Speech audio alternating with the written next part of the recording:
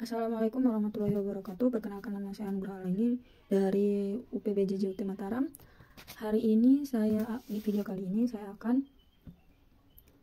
membuat praktik mengajar tentang peningkatan hasil belajar siswa menggunakan media gambar dengan pokok bahasan siklus hidup pada makhluk hidup pada pelajaran IPAS di kelas 3 SD.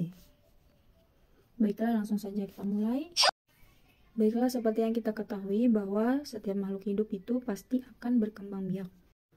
Selama makhluk hidup itu hidup di dunia ini, pasti makhluk tersebut akan tetap berkembang biak selama hayatnya, selama masih tetap hidup. Tujuan makhluk hidup untuk berkembang biak yaitu untuk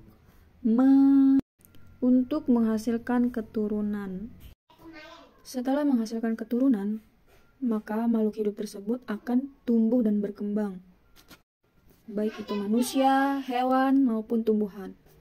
Seperti yang kita ketahui, besar kita saat baru lahir sampai saat ini tidak mungkin sama, karena kita khususnya manusia ya, kita akan memiliki masa pertumbuhan dan perkembangan di usia-usia tertentu. Seperti yang kita ketahui, manusia contohnya, manusia mengalami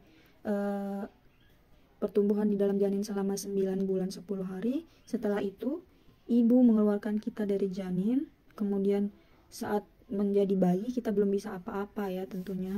Barulah setelah menjadi bayi kita akan menjadi anak-anak. Kemudian setelah menjadi anak-anak, kita sebagai manusia akan terus berkembang sampai tua, dari dewasa, remaja, dewasa, kemudian ke tua. Selain manusia, makhluk hidup yang ada di bumi ini juga ada hewan. Nah, hewan juga tidak mungkin akan baru lahir akan langsung besar. Karena pasti hewan tersebut akan mengalami masa pertumbuhan dan perkembangan. Contohnya adalah sapi.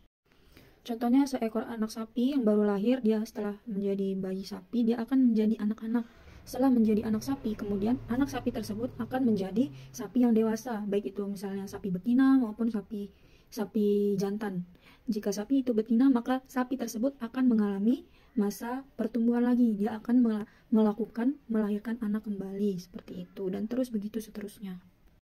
Nah, itulah yang disebut dengan siklus makhluk hidup, yang dimulai ketika makhluk hidup itu dilahirkan hingga makhluk hidup itu berkembang biak lagi, memiliki keturunan lagi, seperti itu. Siklus makhluk hidup yang kedua adalah hewan yang kedua yang akan saya berikan, yaitu seperti ayam. Ayam termasuk kelompok unggas. Kelompok unggas yang berkembang biak secara bertelur. Kalau tadi sapi itu melahirkan, sekarang kalau ayam itu berkembang biak dengan cara bertelur. Siklus hidup pada ayam ini itu awalnya hanya sebutir telur. Kemudian sebutir telur ini akan diarmi dan akan menetas setelah 21 hari. Dia akan diarmi setelah 21 hari, tentunya oleh betinanya ya. Jika telur ayam itu tidak diarmi oleh induknya, maka biasanya manusia memberikan kehangatan menggunakan bola lampu untuk menghangati telur tersebut agar telur tersebut bisa menetas. Nah, selanjutnya di sini ketika ayam baru lahir itu, bentuk dari anak ayam, bentuk dari bayi ayam, kemudian berubah menjadi anak ayam dan sampai menjadi ayam yang dewasa, itu bentuknya itu tetap sama, tidak ada yang berbeda. Nah, jadi karena hal tersebut inilah yang dinamakan ayam tidak termasuk hewan yang ayam tidak memiliki metamorfosis. Sedangkan metamorfosis, ada hewan juga yang memiliki metamorfosis sempurna, yaitu contohnya adalah kupu-kupu. Kupu-kupu berkembang biak dengan bertelur. Setelah bertelur, kupu-kupu berubah menjadi larva atau seekor ulat yang sering kita jumpai di pohon-pohon ya. Kemudian ulat itu akan mencari makanan sendiri. Ulat tersebut akan mencari makanan sendiri di dedaunan biasanya.